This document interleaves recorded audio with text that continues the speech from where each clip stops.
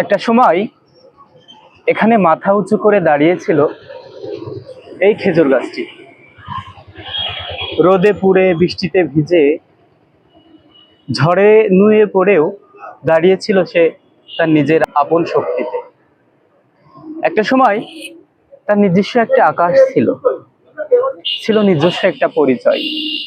কিন্তু সে কখনো খেয়াল করেনি তার নিজেরই অজান্তে তার পাশে জন্ম নিয়েছিল একটি বটবৃক্ষ।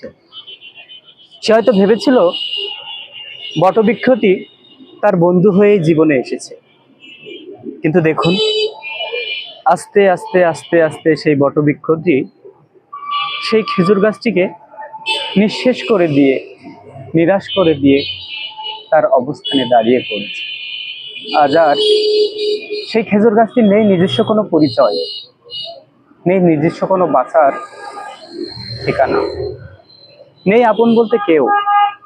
কারণ যাকে সে আপন ভেবেছিল সেই বটবৃক্ষটি তার সাথে বেইমানি করেছে।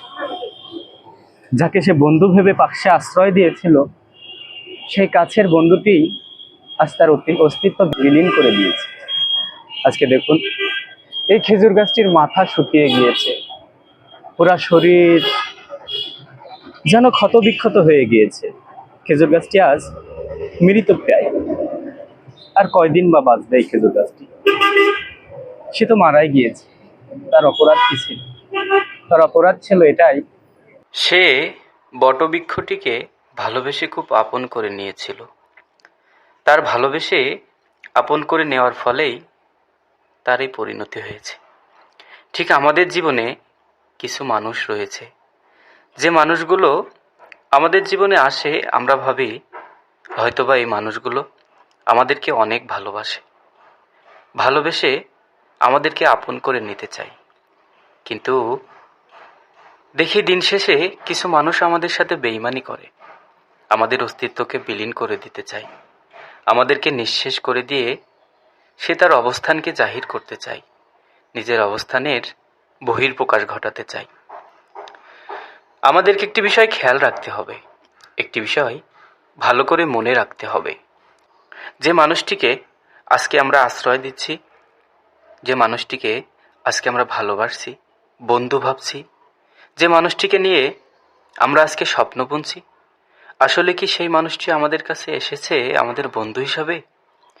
সে মানুষটিকে আমরা ভালোবাসার মানুষ হিসাবে আমাদের কাছে কি রেখে দিতে পেরেছি? সে কি আমাদেরকে চিরকাল আশ্রয় দেওয়ার জন্য এসেছে, নাকি আমাদের সুন্দর জীবনটাকে ধ্বংস করে দিয়ে ঠিক এই খেজুর গাছটির মতো পরিণতি করে দেওয়ার জন্য এসেছে? অবশ্যই আমাদের বুঝে শুনে নির্ধারণ করতে হবে কে আমাদের ভালোবেসে আগলে নিতে এসেছে, আর কে এসেছে আমাদের এই সুন্দর জীবনটাকে ধ্বংস করে দিতে।